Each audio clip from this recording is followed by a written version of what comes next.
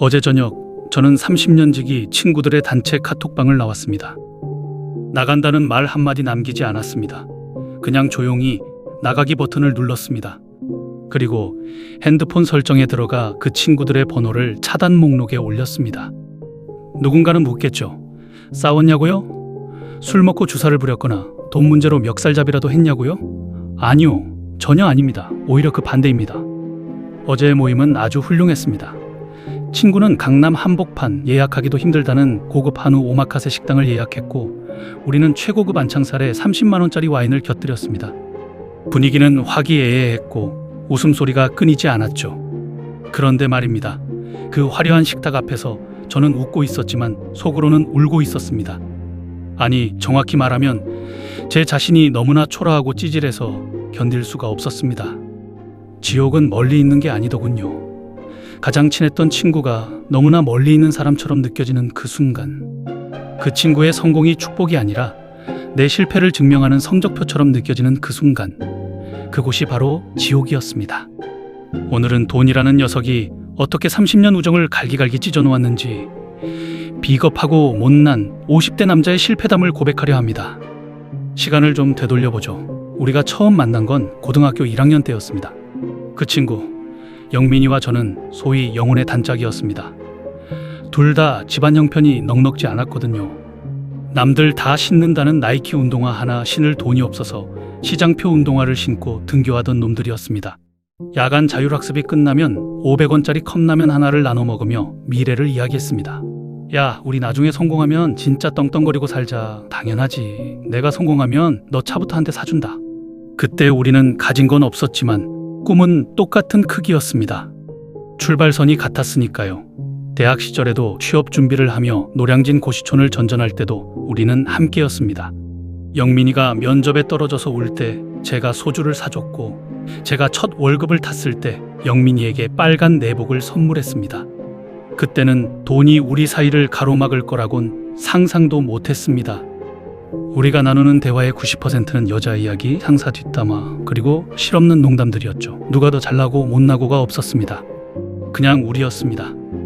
그 평등함이 주는 안도감, 그게 우리 우정의 뿌리였습니다. 그런데 40대가 넘어가면서 미묘한 균열이 생기기 시작했습니다. 처음엔 아주 작은 틈이었습니다. 영민이가 다니던 중소기업이 상장을 하면서 스톡옵션 대박이 났다는 소식을 들었을 때만 해도 저는 진심으로 축하해줬습니다. 와, 드디어 우리 영민이 인생 피는구나. 한턱 쏴라. 정말 기뻤습니다. 친구의 성공은 곧 나의 자랑이었으니까요. 하지만 그 후로 10년, 격차는 제가 감당할 수 없는 속도로 벌어졌습니다.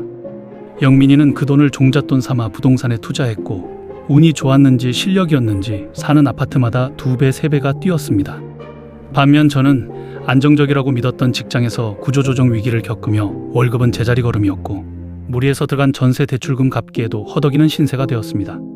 어느 순간부터 동창회 모임의 주제가 바뀌더군요. 옛날엔 야, 그때 그 선생님 기억나냐 였는데, 이제는 야, 너네 아파트 공시지가 얼마 나왔냐, 이번에 골프 회원권 어디 거 끊었냐로 변했습니다. 그 대화 속에서 저는 점점 벙어리가 되어갔습니다. 친구들이 요즘 세금 때문에 머리 아프다며 행복한 비명을 지를 때, 저는 다음 달 전세 재계약 때 집주인이 보증금을 올릴까봐 머리가 아팠으니까요. 같은 한국말을 쓰고 있는데 마치 외국어 대화를 듣는 기분이었습니다. 그때 느꼈습니다. 아, 사는 곳이 달라지면 생각하는 것도 달라지고 결국 나누는 대화도 달라지는구나. 몸은 같이 앉아 있지만 우리는 서로 다른 행성에 살고 있었습니다. 그리고 어제 그 사건이 있었습니다.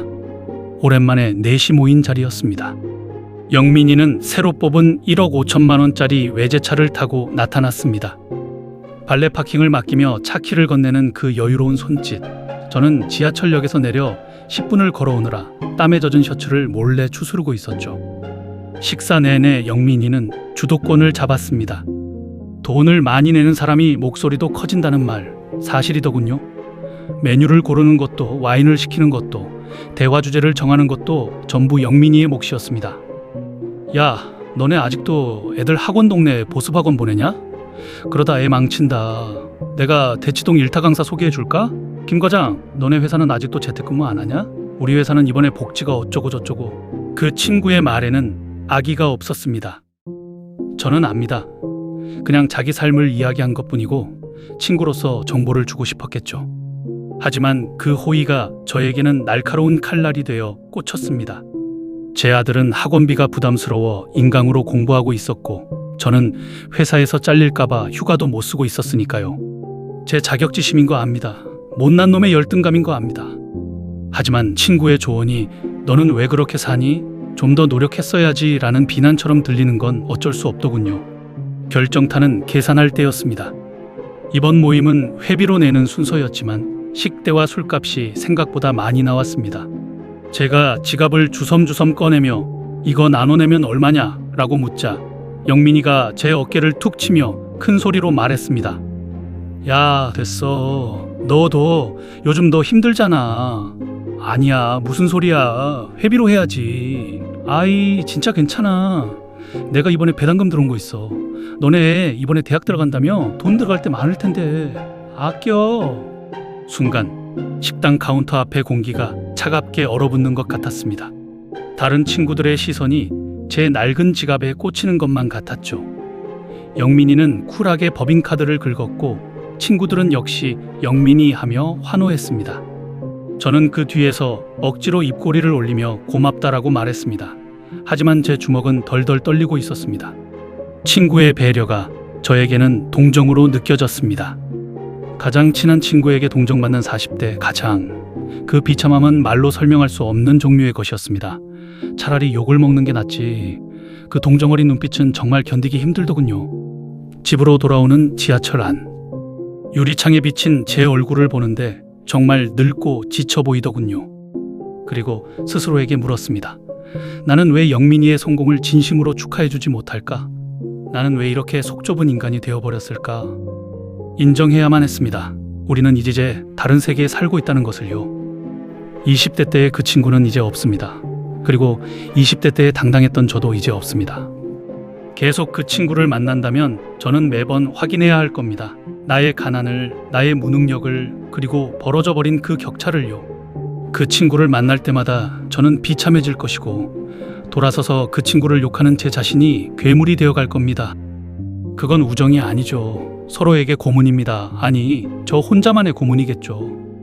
누군가는 말합니다. 인맥이 자산이다. 잘 나가는 친구 옆에 있어야 홍고물이라도 떨어진다. 글쎄요, 콩고물을 얻어먹기 위해 내 자존감을 바닥에 깔아뭉개는 게 과연 50대의 삶일까요? 저는 그러고 싶지 않았습니다. 남은 인생이라도 제 분수에 맞게, 하지만 마음만은 편하게 살고 싶었습니다. 집에 도착해 현관문을 열기 전 단톡방을 나왔습니다. 그리고 번호를 지웠습니다. 아마 내일쯤이면 영민이에게서 연락이 오겠죠. 야, 왜 나갔어? 실수로 눌렀냐? 그때는 그냥 이렇게 답장하려고 합니다. 당분간 좀 바쁠 것 같네. 나중에 보자. 그 나중이 언제일지는 모르겠습니다. 아마 영영 오지 않을 수도 있겠죠. 하지만 핸드폰에서 그 번호를 지우고 나니 이상하게도 마음이 홀가분합니다. 마치 꽉 끼는 신발을 억지로 신고 걷다가 벗어던진 느낌이랄까요. 이제 저는 더 이상 남의 아파트 가격을 들으며 부러워하지 않을 겁니다. 대신 오늘 저녁 아내와 함께 먹을 김치찌개 맛에 집중하려 합니다. 주말엔 골프장 대신 뒷산 약수터에 가서 땀이나 흘리려 합니다. 화려한 안창살은 없지만 마음 편한 삼겹살이 있는 제 인생으로 돌아오려 합니다. 비록 사회적으로는, 경제적으로는 실패한 인생일지 모릅니다. 친구 하나 지키지 못한 옹졸한 놈이라고 욕하셔도 좋습니다. 하지만 저는 이제야 남과 비교하지 않는 나의 삶을 되찾은 것 같습니다. 혹시 지금 만날 때마다 마음이 불편한 관계를 억지로 붙잡고 계신 분이 있나요? 과거의 정 때문에 혹은 혼자가 될까 두려워서 그 끈을 놓지 못하고 계신가요? 그렇다면 한 번쯤 용기 내어 끊어보시는 건 어떨까요? 관계가 사라진 자리에 비로소 나라는 사람이 보이기 시작할지도 모르니까요.